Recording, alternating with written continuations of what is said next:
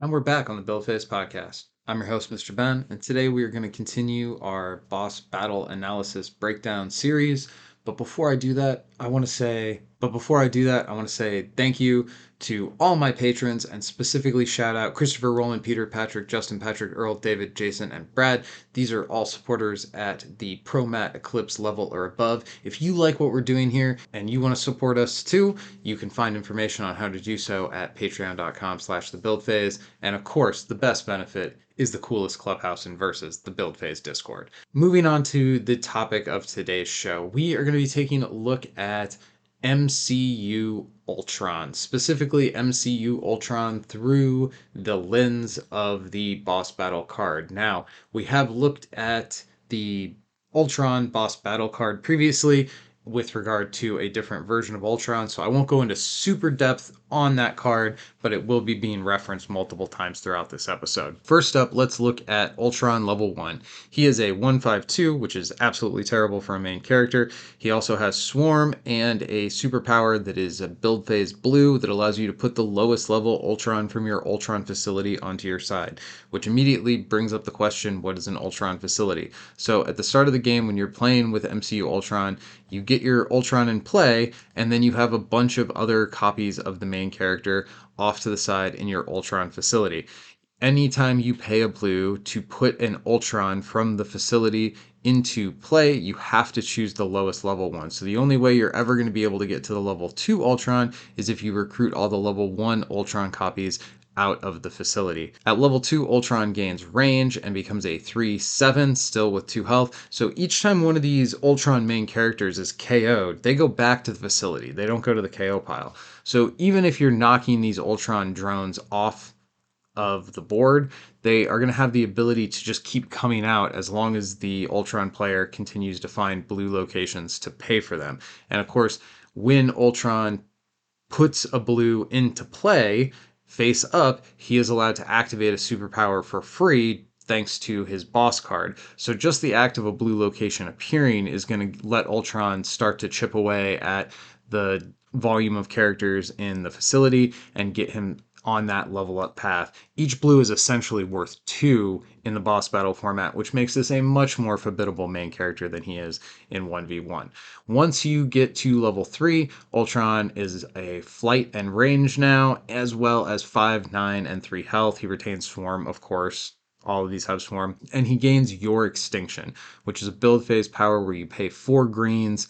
Each enemy player lifts all their cards thousands of feet in the air and then drops them into their KO pile. I love the flavor of this one. Now, alternate win conditions for the most part don't work in the build phase 10 because of just the rules of the format. We said that you have to actually win. You have to actually KO the boss. The boss has to actually KO the players. However, this alternate win condition puts all of the stuff into the KO pile and was therefore ruled to be doable within this format. Now, actually getting here is a pretty tough road. Those green locations that you're obviously going to want to pack for the level 3, every time one of them comes into play, it puts 3 +1/+1 counters on every Ultron on your side. So you're getting more Ultrons every time you play a blue, multiple Ultrons from your facility, and the greens, the other location, give you a beneficial effect to help keep those Ultrons in play, which is what you have to do in order to get to the level 3. So all this stuff kind of works very well together. There are now also Ultron supporting characters within the photographic universe, and they do kind of a generic thing where they have like fine stats for the drop and start off kind of bad and get better. They're all one of a kind. So there's a 1 drop that's a 3/3. Now a 3/3 for 1 is pretty decent. They all of course also have Swarm as well as one of a kind.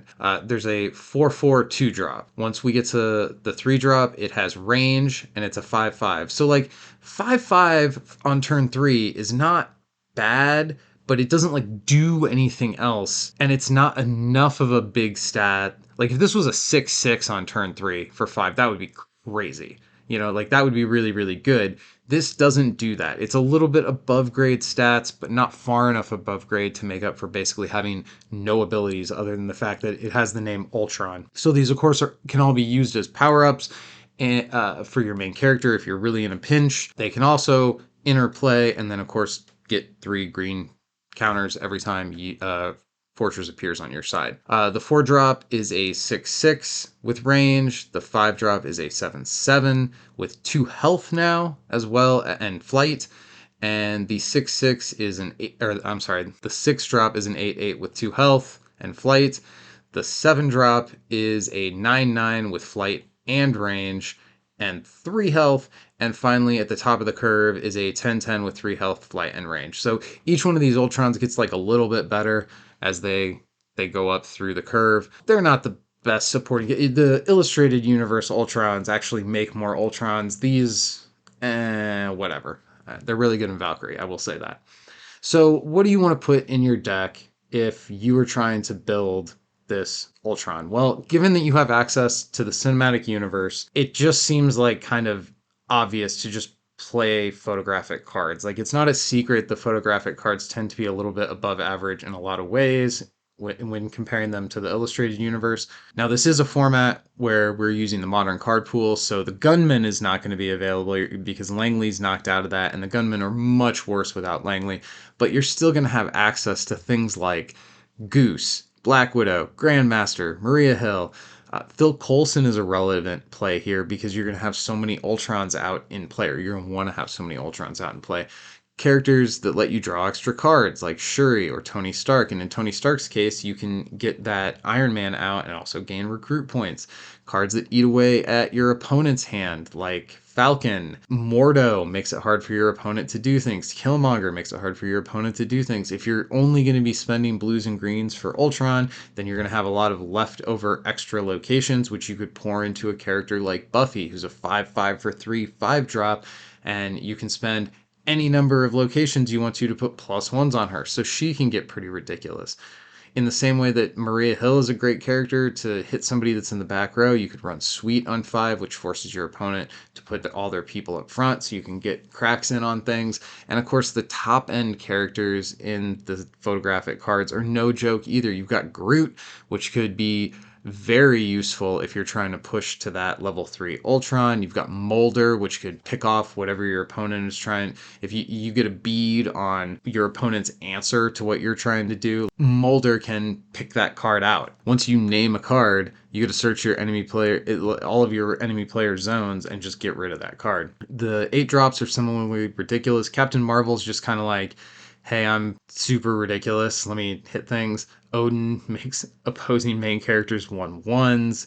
Thanos forces your opponents to discard. So you don't even have to build an Ultron specific deck to just be a bully, man. Like, the photographic universe has such a good variety of cards available to it. There's also great plot. Now, one of the best plot twists that's available in photographic, you're probably not going to want to put in your Ultron deck, and that is you're the last one. You don't ever want to be in a situation where you're the last one is active in your Ultron deck. You really want to avoid that. But things like, I guess proprietary tech could potentially be something that you play, but I don't think you want to build Ultron loyal. But Life on the Hellmouth could activate team attacks. Your friend from work can stop people in their tracks. If you do end up wanting to run with the Buffy idea and potentially other Scoobies like Xander could be a very good tool for slowing your opponent down while you're pulling Ultrons out of your facilities. The Scooby Dissolution spell is quite good.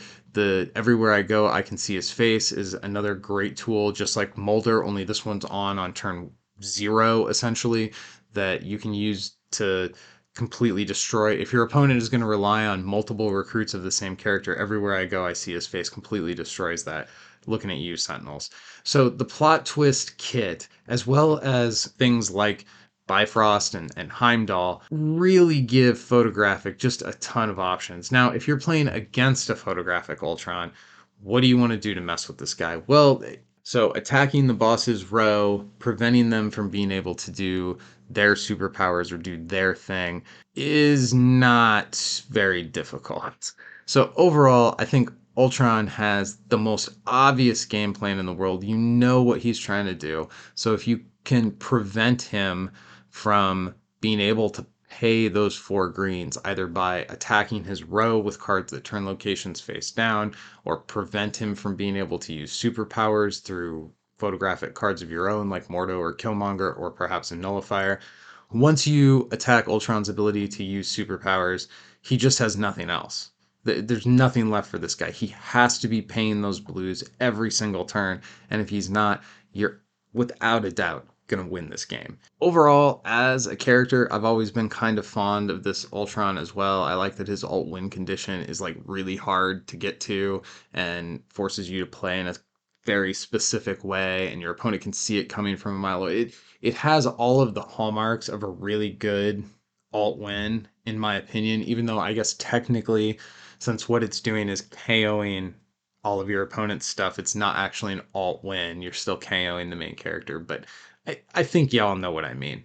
As far as his viability in boss battles, like I said a moment ago, you can just destroy him by turning off his superpowers. So while I think this main character does some pretty fun things, overall, the way you're going to build this is just rely on the power level and kind of the cheap power level of the cinematic universe and hope your opponent doesn't do the same. As far as he relates within the tier list of boss battles, I think this one is pretty beatable and kind of right down there in like Fing Fang Foom territory.